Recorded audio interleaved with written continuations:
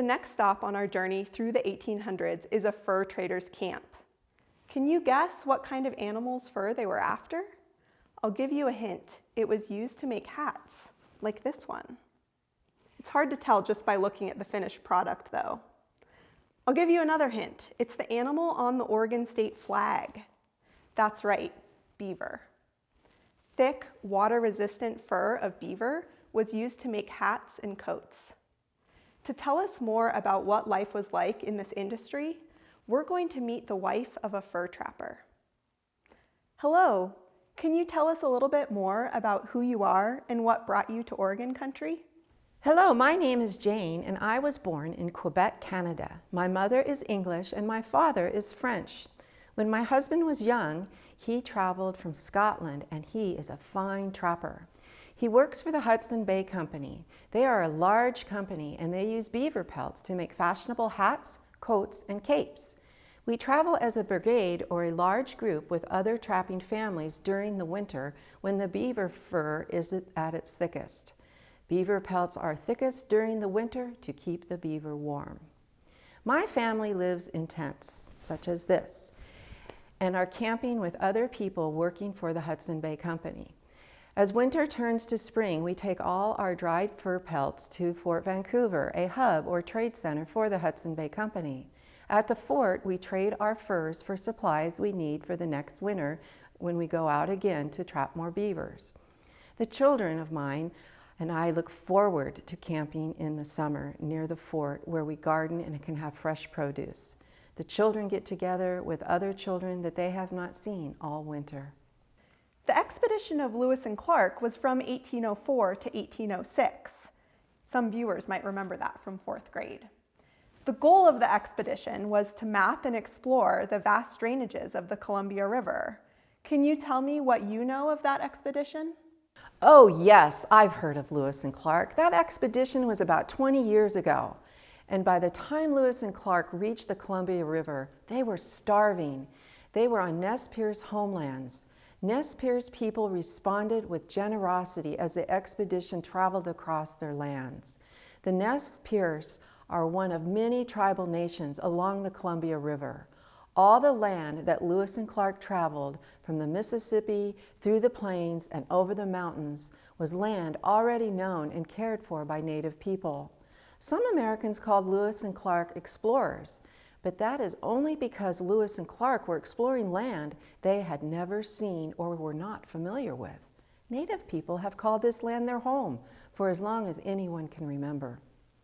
Well, once Lewis and Clark mapped and explored the Great Columbia River and all its tributaries, they reported on an abundance of furs in the area, and as people heard of the wealth of these pelts, others quickly came to trap beavers for their furs to be traded and made into hats. Can you tell me more about some of the clothing that you're wearing? I noticed that it's influenced by Native culture. Also, are you wearing anything made out of beaver pelts? Oh no, beaver fur is fashionable in Europe. It's not practical for this lifestyle. There are many indigenous people in our brigade, and women are largely from the Cree Nation near the Great Lakes, who are members of this camp and are actually married to the trapping men in this camp. They teach women like me how to gather native foods and make warm, durable clothing from hides. We trade beaver pelts for company credit to spend on the wool and other supplies that you see in the camp. And most importantly, the indigenous members of this company help us gain permission to travel and trade with other tribal lands. They do this by educating non-native people on how to navigate language and cultural differences of each tribal nation. Indigenous people have been on this land for thousands of years, and the relationships between tribes are complex and long-standing. I was unaware of how much the fur trading companies relied on indigenous people, especially women. Can you tell me more about your role within the company and the role of women at the camps? As a wife, I take care of our tent in this encampment. This tent is our home, and we set it up at many locations throughout the year, depending on where we can find most beaver. The children and I gather roots, prepare meals, mend, and make clothing. Everyone who is not working on the traps works together to prepare the beaver pelts. We stretch them out and using soft willow bark, and we scrape them clean, and then they dry flat for easy transport to go to the fort. Wow, it seems like at camp most of the work falls on women. Can you tell me about what men are doing? Well, it's a lot of work for men to set the traps and check them, especially in the cold, deep snows. My husband knows the best places to go find beaver. The trappers spread the scent of male beavers around the trap to draw beavers in. The traps are checked within the same day or early in the next day to ensure that the hides remain in good condition. Also, our husbands hunt deer, elk, and wild game for us to prepare and eat. So how are the beaver pelts made into hats, coats, or capes? We do not make the hats. The pelts have a long distance to travel before a hat can be made and sold. The pelts are trapped and traded and loaded onto a ship at Fort Vancouver and sailed to England, where the fur is removed and pressed with heat at a felting factory. That's where the hats and other items of clothing are made and sold. Just as it is hard work to trap and trade the beaver pelts, it's also hard work for hat makers to create the hats. And speaking of hard work, I have a lot to tend to before my husband returns. I can imagine. Thank you for sharing with us today. You're welcome. As we learned, each person in a fur trapping brigade played an important role, from the men working the traps to the women, both Indigenous and non-Indigenous, working hard back at camp. So why is this period of fur trade an important chapter in Oregon's history? Like Jane and her husband, fur trappers were among the first non-Indigenous people to settle in the area.